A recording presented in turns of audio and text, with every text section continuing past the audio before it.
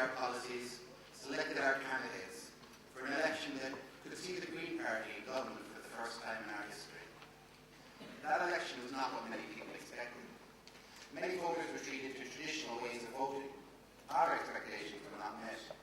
Disappointments were experienced, some of a personal nature. And yet, when the dust settled, we found ourselves in a position we had not expected as the election count was progressing on that fateful weekend. Outside of Fine Gael regaining the losses they had suffered in 2002, the Green Party point this glass was the only Irish political party to have increased its vote and not to have suffered any net seat losses.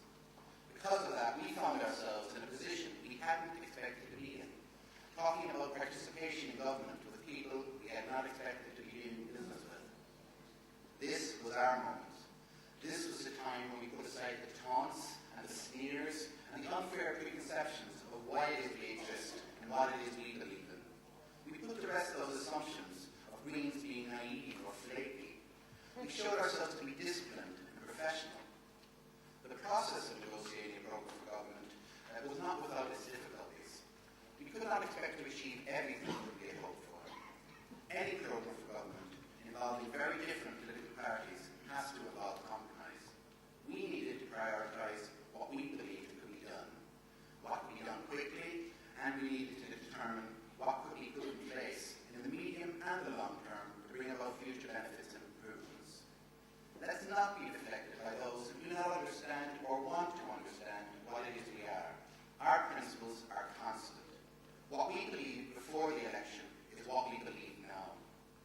Those who deliberately confuse the policies we can implement as a minority partner in a coalition government are those whose political values, if they exist, are much less than ours. The programme for government contains firm commitments. While it is a template which will be followed, it isn't and it can't represent everything this government will do in its term of office. Being in government of itself offers opportunities for policy initiatives not seen during the negotiations.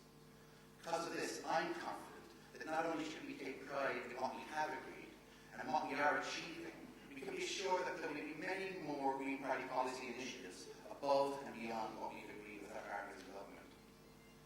Our presence in this government is obvious. We have secured significant cabinet positions. Our party leader, John Gormley, Minister for the Environment, Heritage and Local Government. Eamon Ryan is Minister for Communications, Energy and Natural Resources. Our former leader, Trevor Sargent, is Minister for State with responsibility for food and horticulture at the Department of Agriculture and Food. In their performance in government, they have all shown themselves to be people of ability, of commitment, and of unquestionable integrity. Not only are we as a party achieving in the government departments where there are Green Party representatives, in all government departments, Green Party policies are being implemented. But there is much that has been agreed in the programme for government, and some things have only been partially implemented. There are many things that have yet to begin. We've come a long way since that emotion-soaked historic day at the Mansion House. We are now a party of government, a party with responsibility. We should no longer be seen as a party whose knee-jerk reaction on any issue is always to say no. We need to be seen as a can-do party, as a solutions-based party, as a party that addresses issues despite vested interests and not because of them. What has been more than encouraging is that so many more people want to be a part of what we are as a party trying to achieve in Irish politics. Party membership has increased phenomenally. In the last 18 months alone, a practical doubling of our membership. There are many more party branches throughout the country. And already, people of substance, many who we've heard here this morning, are identifying themselves as Green Party candidates for the local and European elections of 2009. This will be the first set of national elections where we'll be promoting what it is we have done in government, rather than what we've promised to do. These new, very welcome members of our party have joined not only because of our changes in circumstance. Despite those changes, the Green Party point as loss remains unique and distinct within Irish politics. Ours is a members-led party. Since entering government, we've held a number of special meetings in the last year alone, in Dublin, in Cork, in Belfast, meetings that were organised to keep members informed and to allow members to contribute to the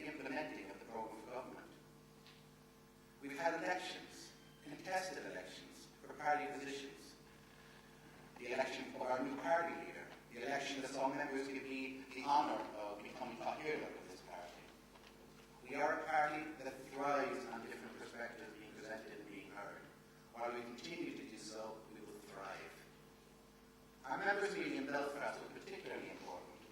Coinciding with the annual meeting of the Green Party in Northern Ireland, the event was living proof of our existence as an all-island party.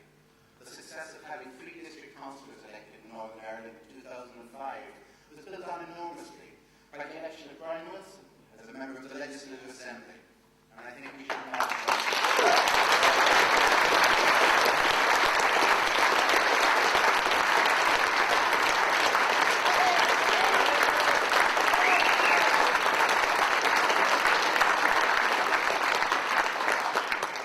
further build on the reality of being an all-island party by identifying the issues that are common throughout the island and using our representation in every political chamber to bring about green action and change.